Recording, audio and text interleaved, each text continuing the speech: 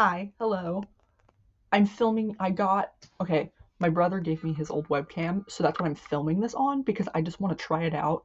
So either this video will be mid or unusable. We'll see. I'm like looking down here. I need to look up here. This video, I'm going to be sorting through some of my old jewelry and just telling you horror stories about my time at Goodwill.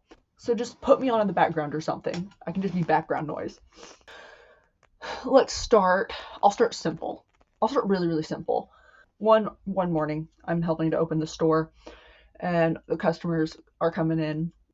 We're not even open. We're not even open for like 30 minutes, and a lady comes up to me and is like, "Oh, do you have any lotion?" That's a very, very odd question, but yes. And so I give it to her, and she's like, "Oh, thank you," and then she walks off with it, and I was like, "Oh, okay, that was my favorite one, but okay."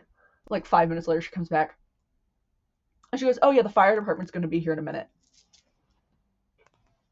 What?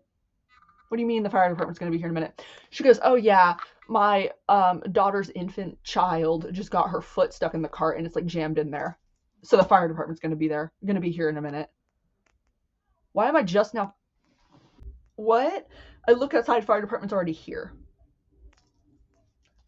It wasn't even a full hour into the shift and I had to deal with the fire department because someone's child got their foot stuck. Not even, this is a tiny store. I didn't even hear a cry. Nothing. Not a cry. Nothing. This child did not care that their foot was lodged in a cart. Okay? The child was fine. But I had to deal with the fire department at 9:40 in the morning. I'd barely been awake for 2 hours at this point. Yeah. That's a tame story. And I don't even know if I told it well. Ugh. And a wolf charm because I'm an alpha. Next story. Let me look at my list. I have a list going. Oh yeah. I love this story, dude. I love this story. Okay. No sympathy for this. Oh my gosh, I love this story so much. I'm not going to say too much, but there was a person I used to work with, and she would do everything in her power not to work, which is like, I can respect that to an extent. But this girl, towards the end, before like she finally quit, this is like kind of leading up to the moments that she kind of quit. She she pretended to okay, I need to set the scene. At the very front of our store, there is like where the two main registers are. It's in the shape of like an L, and then in the corner, one of the corners, we kept like a giant feed bag filled with paper, like wrapping paper, kind of a newspaper that we would use to like wrap up like glassware and stuff. And so that's like that stayed in the corner at all times. That giant feedback always remained in the corner, and it had been there forever. Anyway, this girl, she pretended, and we know that she pretended because we watched the cameras back. She pretended that she that she had tripped and fallen and twisted her leg so that way she could get out of work and go home. And when she finally returned to work, she was pretending to limp. And I say pretending because if she thought you weren't looking, she would walk normally, but when she knew people were looking, she was limping. All of this to get out of work. She never even got near the feedback. And also, how do you trip on something that is in the corner? Anyway, it was really, really, really funny. And then, well, that also, because she did that and then she like kind of filed a complaint about it, we could no longer keep that feed bag full of like newspaper and stuff. And so then we couldn't store, we didn't know where to put the newspaper. Yeah, so it got to the point where we literally couldn't even keep that much newspaper with us to wrap the glassware because we had nowhere to put it.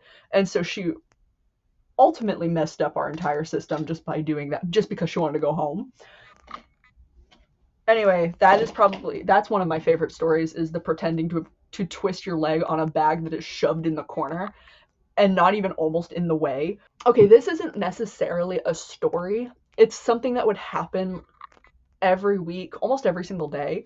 The sheer, which I'm sure everybody who's worked retail, especially in like clothing stores, have dealt with this, the sheer shopping addictions people would have, to the point that they were like violent about it. They were like violent, I don't know, not like physically, they wouldn't like grab you, but you were afraid that they would.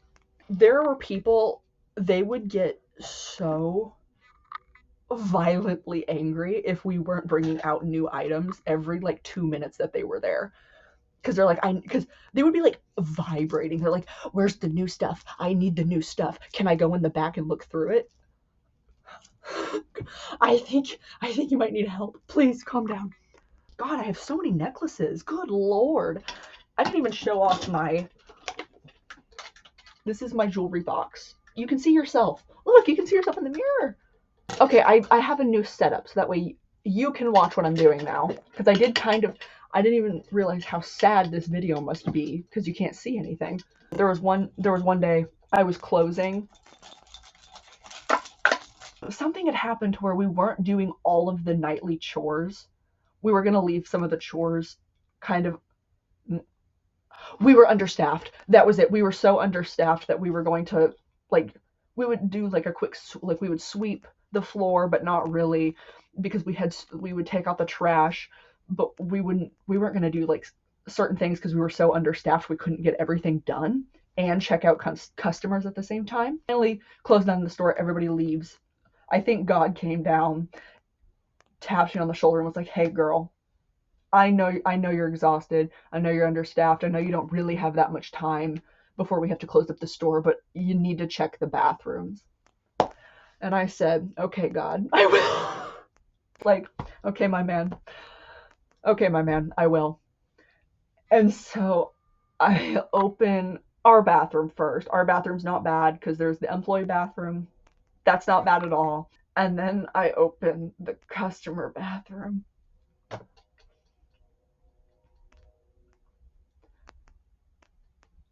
This story haunts me to this day. It was one of the first videos I ever released on my TikTok and on this YouTube channel. I will have to find that video again and like link it to this video or something so you can go watch the OG. But I open the employee bathroom and there is poop everywhere. And it was still, I hate to say fresh because that sounds so bad, but that's what it was. It was fresh, which meant one of the last few customers had done it. It is all up the back of the toilet. It is on the toilet seat. It is dripping onto the floor. It is smeared on the wall. And that means, and again, it was like fresh, which means that one of the last few customers that I checked out had done that. And like I said in that TikTok video, which I made an hour after this incident happened, that means that this person looked me dead in the eyes and told me to have a good night, knowing good and well what was in that bathroom. And so I strapped on some gloves. I set up a prayer. And I cleaned up that biohazard. And I didn't even get paid extra for it. Because that's what makes it worse, is I was checking out. I was like the head cashier that night. Because I was the fastest cashier. And so I had checked out for like the last 2 hours. I was on the cashier or running the registers. Anyway, that is, and also not only that, but I told this story. So my sister, she works at a dentist office, and one of the girls that usually cleans my teeth, I told her this story. And every time that I go in now to get my teeth cleaned, she reminds me of it.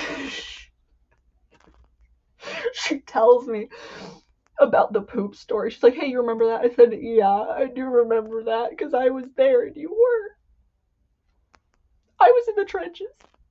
That is honestly, out of all of the things that I had seen and had to deal with at my, like, during my time at Goodwill, that one is probably the worst because I still to this day don't know who did it. But I know I talked to them after it had happened, and they didn't even think to tell me. And if I had destroyed a public restroom, I can't let them clean that up. Anyway, I'm putting all of my chokers kind of in here in this side. And I'm sorry for putting you through that last story. I can't afford therapy to talk about these things, but making a YouTube channel is free. So now I am just here to scar you. Do you have any horror stories? Because if so, drop them in the comments. We can just cry to each other since we can. Neither of us can afford therapy. I'm gonna end the video because that was. I really just wanted to make a short video just so I could try out the webcam. Webcam, yeah, that's what it's called. I don't know why I'm blanking. I'm gonna add this one in for one last time. The resellers were some of the worst people I have ever had to deal with in my entire life. And that's all I'm gonna say. Because I could get very colorful with my language when talking about them. I think I despise them on the same level that I despised our district manager. Bye! Thank you for listening if you watched this. Sorry that this wasn't very entertaining. I'm happy if you even watched it at all. I am very, very happy that you're here, so thank you. Or was I? Hold on, I'm still traumatized. It is down the side of the toilet. That blasphemous act against God himself. 3 pairs of gloves.